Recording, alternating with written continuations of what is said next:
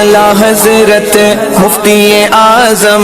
حجت الاسلام بریلی تجھے سلام۔ بسم اللہ الرحمن الرحیم۔ باب الانجاسی و تطہیرہا، یہ باب نجاستوں اور ان کی تطہیر کے بیان میں،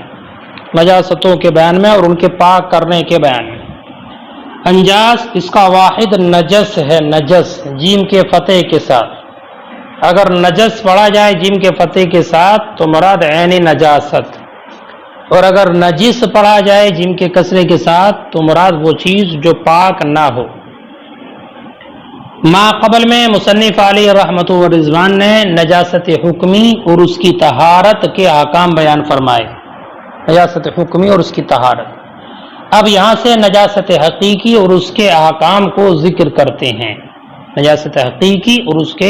احکام۔ فرمایا تطہیر النجاستی واجب من بدن المصلی، عبارت میں واجب بمعنی فرض ہے، واجب جو ہے تو واجب فرض کے معنی میں، اور تطہیر کے دو معنی ہیں، ایک طہارت ثابت کرنا اور دوسرا معنی ہے نجاست زائل کرنا۔ تطہیر النجاستی، نجاست کا پاک کرنا واجب ہے یعنی فرض ہے، تو واجب فرض کے معنی میں ہے، اور تطہیر دو معنی میں، ایک ہے طہارت ثابت کرنا اور دوسرا نجاست کو زائل کرنا۔ پہلی صورت میں معنی ہوگا نجاست کے محل کو پاک کرنا، یہ واجب ہے، محل کے نجاست کے محل کو پاک کرنا، اس میں طہارت ثابت کر کے ہے نا اس کو پاک کرنا یہ فرض ہے۔ اور دوسری صورت میں جب کہ نجاست زائل کرنے والا معنی مراد ہو تو معنی ہوگا نجاست کو زائل کرنا یہ فرض ہے، نجاست کو زائل کرنا یہ فرض ہے۔ بہرحال اس صورت میں نمازی کے بدن، اس کے کپڑے اور اس کے مکان سے کہ جس پر وہ نماز پڑھتا ہے نجاست زائل کرنا یہ لازم و ضروری ہے، فرض ہے، فرض۔ بدن کا پاک ہونا ضروری، کپڑے کا پاک ہونا ضروری، اور اس جگہ کا جس میں وہ نماز پڑھتا ہے، ذہن حاضر رکھنا۔ کپڑے کی طہارت سے متعلق اللہ تعالی نے قرآن مقدس میں ارشاد فرمایا وَثِيَابَكَ فَطَهِّرْ، وَثِيَابَكَ فَطَهِّرْ۔ دلیل یہ ہے کہ اس آیت کریمہ میں طاہر امر کا صیغہ ہے، اور صیغہ امر وجوب کے لیے آتا ہے، اس پر دلالت کرتا ہے۔ لہذا کپڑوں کی طہارت کے جو حکم ہے، یہ وجوب کا جو حکم ہے یہ ثابت ہے عبارت النص سے۔ کسے ثابت ہے؟ عبارت النص۔ اور بدن کا پاک کرنا یا نماز کی جگہ کا پاک کرنا، نجاست کا زائل کرنا، یہ ثابت ہے دلالت النص، دلالت النص۔ اور وہ اس طور پر ثابت ہے کہ کپڑے کا پاک کرنا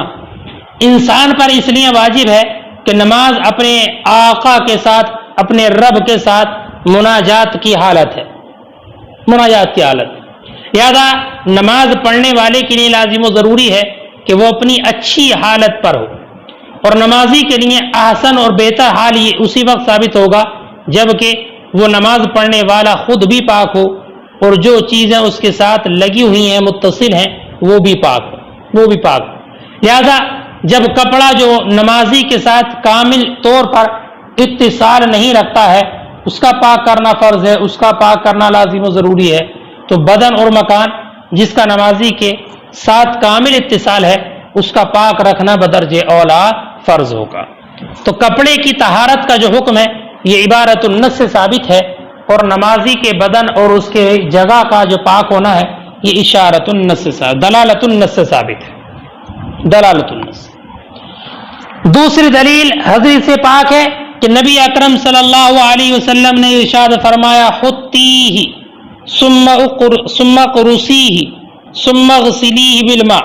ولا تضرک اثر۔ یہ حدیث پاک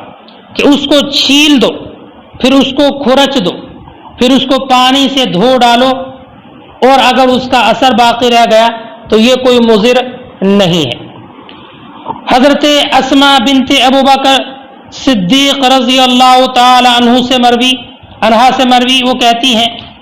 کہ ایک عورت نبی اکرم صلی اللہ علیہ وسلم کی بارگاہ اقدس میں حاضر ہوں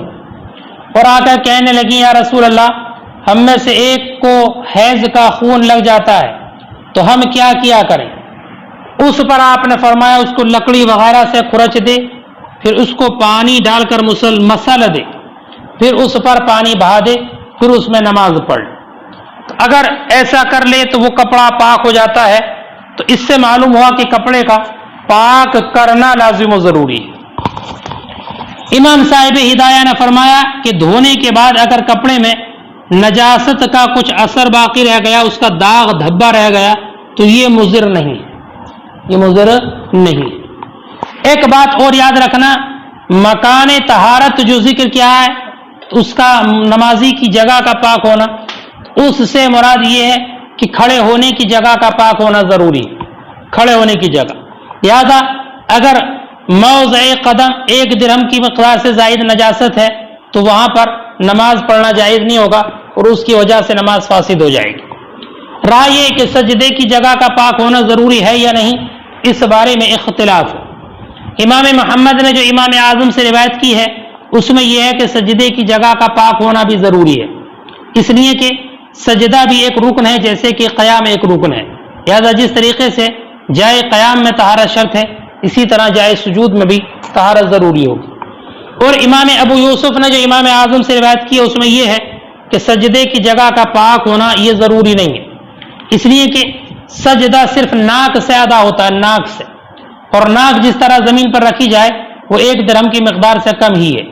اور 1 درہم کی مقدار سے کم نجاست نماز کے لیے مانع نہیں ہوتی ہے، اس لیے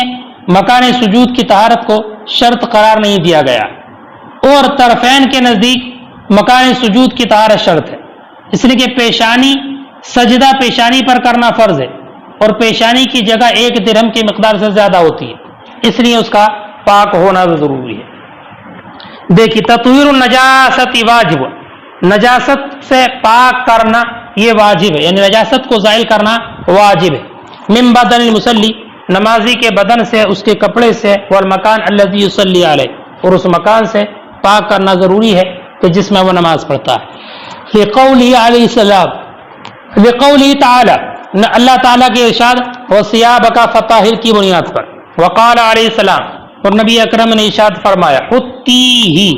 اس کو کھرچ، ثم قرصیہ، ہے نا، پھر اس کو لکڑی وغیرہ سے کر دو، حطیہ ثم قرصیہ، کہ اس کو لکڑی وغیرہ سے کھرچ دو، ہے نا، پھر اس کو پانی سے ڈال کر مسل دو، ثم اغسلی بالماء ولا تضرک اثر، اور تمہیں اس کا اثر نقصان نہیں دے گا۔ وَإِذَا وَجَبَ التَّطْهِيرُ فِي الثَّوْبِ، اور جب طہارت واجب ہے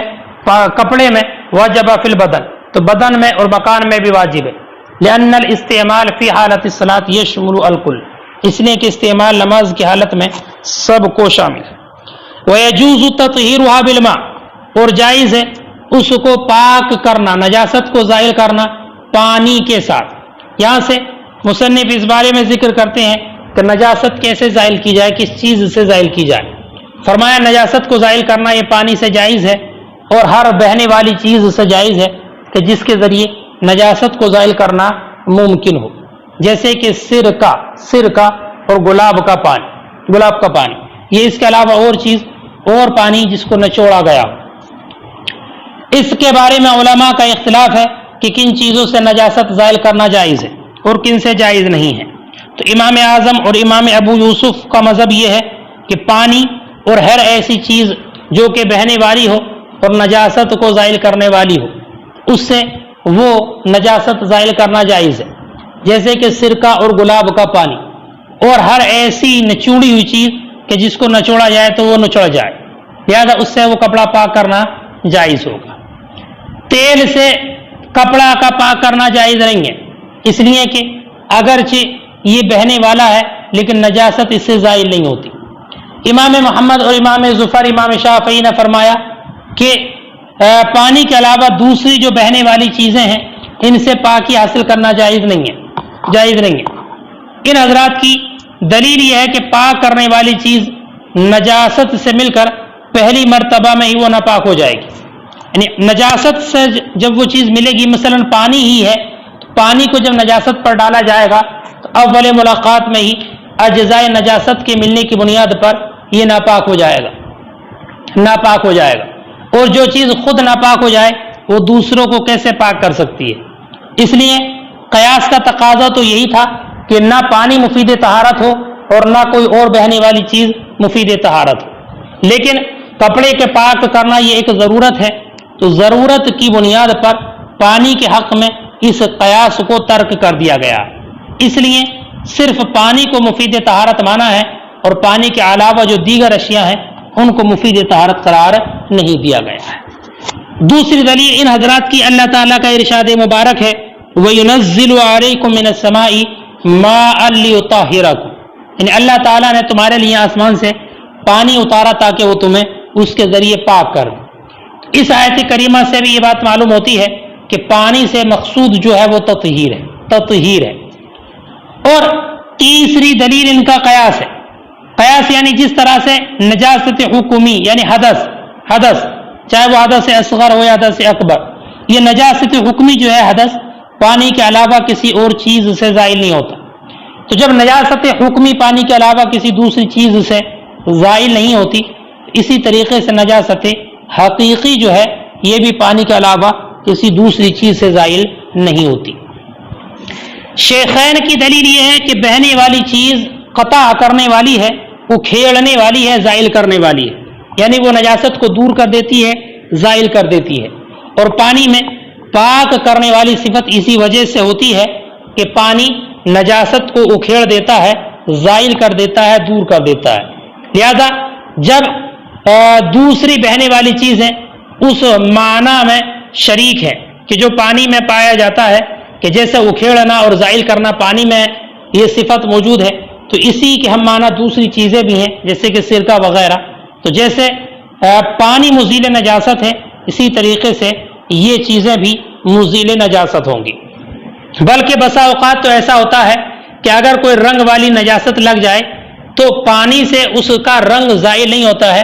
لیکن سرکہ اس کے رنگ کو بھی دور کر دیتا ہے، رنگ کو بھی دور کر دیتا ہے۔ اس لیے جب مزیل نجاست پانی ہے اور مزیل نجاست یہ بھی ہے، تو اب دونوں سے طہارت کا حکم ثابت ہو جائے گا۔ رہی یہ بات کہ اول ملاقات سے پانی ناپاک ہو جاتا ہے، اس کا جواب یہ ہے کہ پانی کا ناپاک ہونا اجزائے نجاست کی وجہ سے، یعنی اس وجہ سے ہے کہ اجزائے نجاست اس سے متصل ہیں، اس سے لگے ہوئے ہیں، لیکن جب نجاست کے اجزاء بہہ کر ختم ہو گئے اور پانی نے ان کو زائل کر دیا تو اب محل یعنی کپڑا بھی پاک ہو گیا، کپڑا بھی پاک ہو گیا۔ اس لیے کہ کپڑے کی نجاست کا حکم جو ہے وہ اس وجہ سے ہے، کپڑے کے نجاست کا حکم جو ہے وہ نجاست کے اجزاء کے متصل ہونے کی وجہ سے، اور اجزاء نجاست کا زائل ہونا یہی طہارت ثوب ہے۔ اجزاء نجاست کا زائل ہونا یہی اس کے کپڑے کی اس جگہ کی پاکی کی دلیل ہے کہ اس کی نجاست کا جو حکم تھا نجاست کے اجزاء کی بنیاد پر تھا، اور وہ اجزاء زائل ہو گئے تو اب اس کی طہارت کا حکم خود بخود ثابت ہو جائے گا۔ وہی اجزاء کا زائل ہونا جیسے پانی میں ہے ایسی سرکے وغیرہ میں بھی۔ امام صاحب ہدایہ نے ایک بات یہ ذکر کی ہے کہ یہ جو حکم ذکر کیا ہے نا کہ یجوز تطہیرها بالماء وبکل ماء طاہر، اس حکم میں کپڑے اور بدن میں کوئی فرق نہیں، یعنی بظاہر اس سے کپڑے اور بدن میں کوئی فرق معلوم نہیں ہوتا، یعنی یہ معلوم ہوتا ہے کہ جس طریقے سے ہر بہنے والی چیز سے کپڑے کا پاک کرنا جائز ہے، ایسی بدن کا پاک کرنا بھی جائز ہے، پاک کرنا بھی جائز ہے۔ لیکن کیا ایسا صحیح ہے؟ کیا بدن کو بھی ہر بہنے والی چیز سے پاک کرنا صحیح ہے؟ صحیح ہے۔ اس کے بارے میں کئی روایتیں ہیں۔ دو روایتوں میں سے امام ابو یوسف کی ایک روایت یہ ہے کہ ہاں صحیح ہے، پاک کرنا جائز ہے، اور امام ابو یوسف سے دوسری روایت یہ ہے کہ انہوں نے کپڑے اور بدن میں فرق بیان کیا اور یہ کہا ہے کہ کپڑے کو تو ہر بہنے والی چیز سے پاک کرنا جائز ہے، لیکن بدن کو پاک کرنا جائز نہیں ہے، یہی صحیح ہے۔ ترجمہ دیکھ لیں، فرماتے ہیں وَيَجُوزُ تَطْهِيرُهَا بِالْمَاءِ، اور زائل ہے اس کا پاک کرنا یا نجاست کا زائل کرنا پانی سے، وَبِكُلِّ مَاءٍ طاہر، اور ہر بہنے والی پاک ہر بہنے والی چیز پاک چیز سے یمکن ازالت بھی کہ جس کے ذریعے نجاست کو زائل کرنا ممکن ہو، کل خلی جیسے کہ سرکہ، وماء الورد اور گلاب کا پانی، ونحو ذالک اور اس کے علاوہ مما اذا عصر ان عصر اس میں سے کہ جب اس کو نچوڑا جائے تو وہ نچوڑا جائے۔ وہذا عند ابی حنیفہ یہ امام اعظم کے نزدیک ہے اور امام ابو یوسف کے نزدیک۔ وقال محمد و ظفر و شافعی امام محمد، امام ظفر، امام شافعی، امام مالک وغیرہ نے فرمایا لا يجوز الا بالماء جائز نہیں ہے مگر پانی سے، لانه يتنجس باول الملاقات اس لیے کہ وہ ناپاک ہو جاتا ہے اول ملاقات سے، والنجس لا يفيد الطهارة اور ناپاک چیز طہارت کا فائدہ نہیں دیتی، الا ان هذا القياس ترك في الماء للضرورة مگر اس قیاس کو ترک کیا گیا ہے ضرورت کی بنیاد پر پانی میں۔ ولہما اور الشیخین کی دلیل ان المائع قالع کہ ہر بہنے والی چیز قالع ہے یعنی اکھیڑنے والی ہے، نجاست ظاہر کرنے والی ہے۔ والطہوریۃ بعلت القلع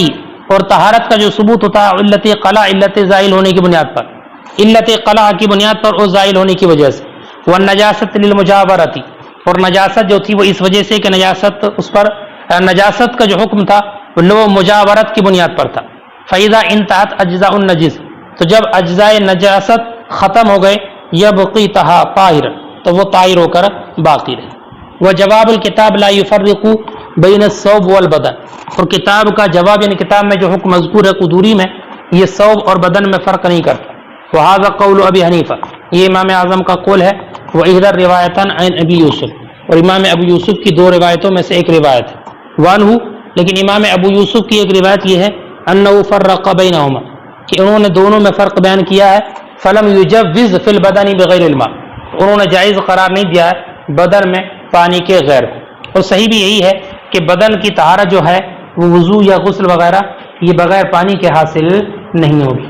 اگرچہ کپڑے وغیرہ کا پاک کرنا پانی کے علاوہ ہر بہنے والی چیز سے جائز ہے۔